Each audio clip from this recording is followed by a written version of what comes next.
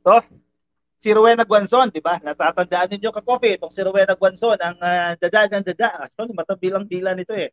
During the presidential campaign eh. Grabe ang banat nito kay PBBM. Eh, di ba? Nagkaroon po ng desisyon ng ombudsman at nakitaan nila ng probable cause itong graft case na sinampa sa kanya. At sabi ni Guanzon, siya ay ginagantihan. Ano ba naman, di ba? Ginagantihan lang daw siya. Sino ba itong gumaganti sa kanya? Nagsalita na kasi ito eh. Kasi kahapon na nabalita na itong statement na ito ng ombudsman. Yan. Meron na pong reaksyon itong si dating COMELEC commissioner ito, Rowena Guanzon. At ginantihan lang daw siya. Yan ba dapat, di ba? Eh kung ito yung tinutukoy natin kagabi na karma eh, di ba? May good karma, may bad karma. Kung masama kang tao, ay masama yung babalik sa iyo. Kung mabuti ka, mabuti rin po yung babalik sa inyo. Guanzon on graft charges. Kasi hindi naman simple itong kaso na ito. Graft ito, kakoki, no? Sabi niya, hindi po ako nagnakaw sa gobyerno. Eh, anong nakita ng ombudsman? Bakit inalaw na ganyan yung ikaso? Di ba? Nakitaan niya ito ng probable cause. Yan. Kung ano man po yung paliwanag ni Guanzon dito, ay pagpaliwanag siya sa korte. Ito yung sinasabi natin, doon ka magpaliwanag. Di ba noon sa presinto ka magpapaliwanag, ngayon dito ka magpaliwanag sa korte. E abogado, definitely, may resources naman to si Guanzon at medyo mayaman ito eh, no? Sa kanyang mga post sa Twitter at sa social media, mayaman itong si Commissioner Rowena Guanzon, dating Commissioner Rowena Guanzon at congresswoman ngayon, no? Kasi kinatawan siya ng isang party list. Yan, nagpapaliwanag siya, hindi daw po siya nagnakaw at ginantihan daw po siya. Sino ba ito kasing gumanti sa kanya? May pinangalanan siya dito eh kung sino itong gumanti sa kanya. Sige, basahin natin itong balita na ito mula sa politico.com. Former Election Commissioner and P3PWD nominee Rowena Guanzon said on Monday that the graft charges she is facing have nothing to do with stealing public funds. Ayan, naglilinis naman siya dito, Kakoki. Wala daw po siyang ninakaw mula sa pondo ng publiko. Hindi po ako nagnakaw sa gobyerno, sabi niya. That case filed by attorney Ferdinand Topacio. Kilala niyo si Topacio, di ba, Kakoki, no? Celebrated ano ito eh, lawyer ito eh. Usually, malalaki yung mga kliyente nito eh, ni attorney Topacio. Itong kaso daw po na i-file ni Topacio ay may kaugnayan dito sa naging interview niya about the former Ferdinand Marcos disqualification case. Guanzon wrote wrote sa Twitter doon niya kasi yan ang nagiging outlet niya eh. Kung meron siyang statement, diyan niya nilalabas sa Twitter. Kaya kung susundan mo siya sa Twitter, diyan siya nagpupuse. Lalo na ng campaign, sunod-sunod siya dyan, bira-bira siya dyan kay PBBM, ano kanya mga allegations na gumagamit daw ito ng coke, etc., etc., at kung ano-ano distortion doon sa mukha ni PBBM ang makikita natin. It was my duty to inform the public there were powerful people who were interfering in COMELEC and independence and the election were at serious risk. Yan yung kanyang paniniwala dito. Kaya naman, pinangunahan niya na siguro nakakita siya ng serious risk daw base sa kanyang perception, base sa kanyang judgment. Kaya pinangunahan niya na. Naglabas na siya ng confidential information at diniscuss niya na ang kung ano-ano man patungkol dito sa disqualification cases ng PBBM. May problema, may batas tayo na pumoprotekta doon. Wala pa nga ruling, wala pa nga judgment.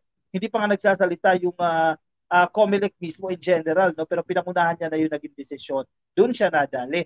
Dahil sa, sige, pa-interview, kaliwat ka ng pa-interview, kahit hindi naman authorized, kahit wala pang finality, yung mga kaso, etc., etc. Sige, sige, pa siya bigay ng mga confidential information. Diyan siya nadali. Anong tawag mo dyan, di ba? Eh, ikaw may, itong kaso kasi isinampa sa kanya, meron siyang access doon sa mga dokumento na yan, dapat hindi mo ilalabas sa publiko yan, lalo na kapag hindi ka authorized, ilabas yan. Eh, nilabas niya, ipabida siya dito ka copy. Eh, gusto niya sikat siya sa publiko dyan. Diniscuss niya ito sa ilang interviews. Hindi lang isang interview, dalawang interviews. Yun, nasampahan ng kaso.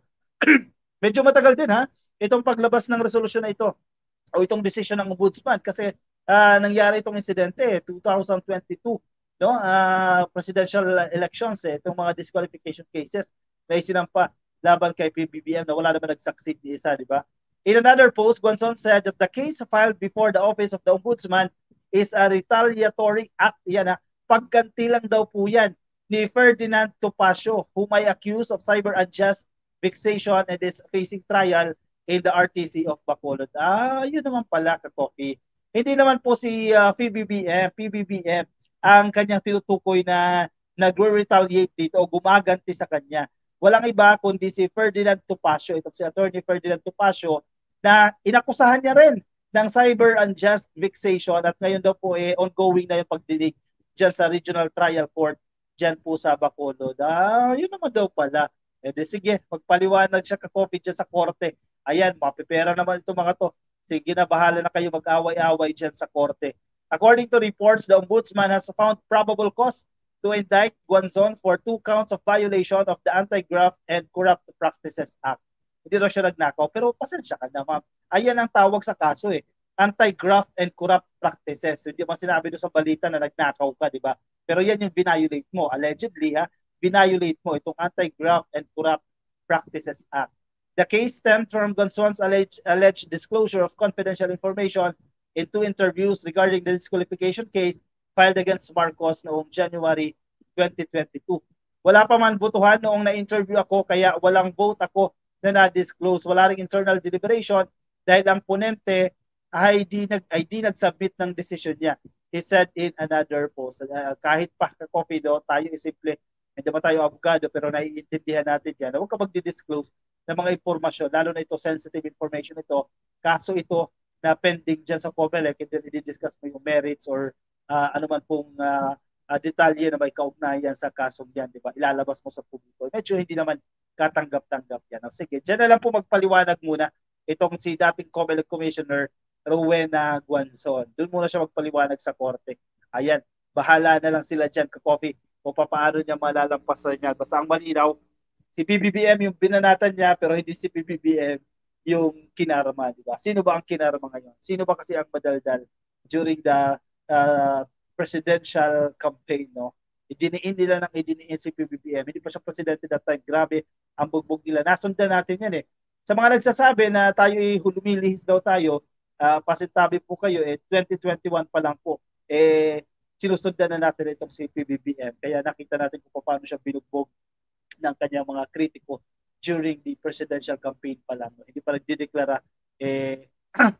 andyan na po itong mga bashers o mga kritiko ni PBBM. Hindi pa sila tagumpay. Halimbawa ito ni Mac Anton, ayan, tumaas daw, tae mo daw. Yan na naman siya. Ano na naman yan, Mac Anton, nasaan ang ebidensya mo dyan? Kami may ebidensya kami. Ay, galing po yan sa GMA News, galing po yan sa Pulse Asia. Hindi po kami nagsagawa ng survey na yan. No? Hello, ka-coffee watching from KSA, si Ana Maria Alejo. Happy viewing po sa inyo. Nandiyan dyan sa Kingdom of Saudi Arabia. Kay Dexter Bautista, PBBM lang malakas. Ano pang paninira ng mga DBS? Wala nang mukha lang silang tulongges. Ano ibig sabihin ng tulongges? Di ba kay Yorme yan? Di ba? Yung termino na yan. Hindi sila nagsasaksi dito. Sige, halabira pa sila dyan. Kay Enol Antonio, gandang gabi po, Sir Coffee watching from Hong Kong. Hello po sa inyo. Kay 777A Rest. Hello, Sir Coffee. Buti naman naabutan ko ang live mo. Good evening, sir. Watching from Japan. Happy viewing po sa inyo dyan sa Japan. Ngayon, yung ama ay tiklop sa pulburon issue. Yung si PB Duterte ba ang tinutukoy nyo dyan, ka-coffee, no?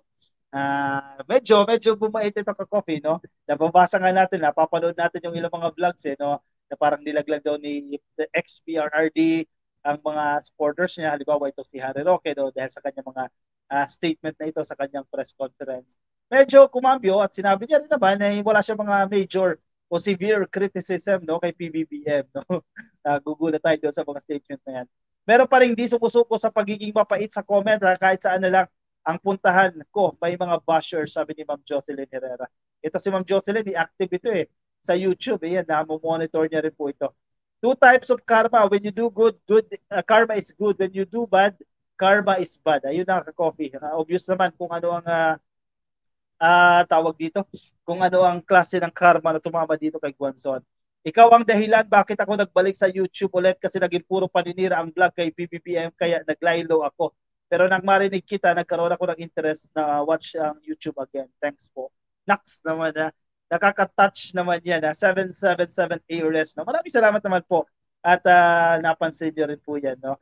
Neil Darceo, yan present din daw sa atin si Ma'am Perlatan. Correct me if I'm wrong. But did she added that the pulburon is nakaka-addict? I don't have any knowledge, Ma'am Perlatan. Medyo hindi ko narinig yan. Dayan Gonzalez, gandang gabi, ka-coffee. Nakaabot din sa live mo. Hello po sa inyo. Kay Ange Domino, hi, good evening to all, ka-coffee. Yan, magandang gabi po sa inyo. Ang dami nating viewer ngayon, ha. 393. Okay, thank you ka-coffee ha, sa lahat na nakatutok sa atin. Nasa Facebook, nasa YouTube, ay medyo marami-rami kayo ngayon ha. Magandang araw po sa inyo, ganun din kay Ma'am Patricia Camacho.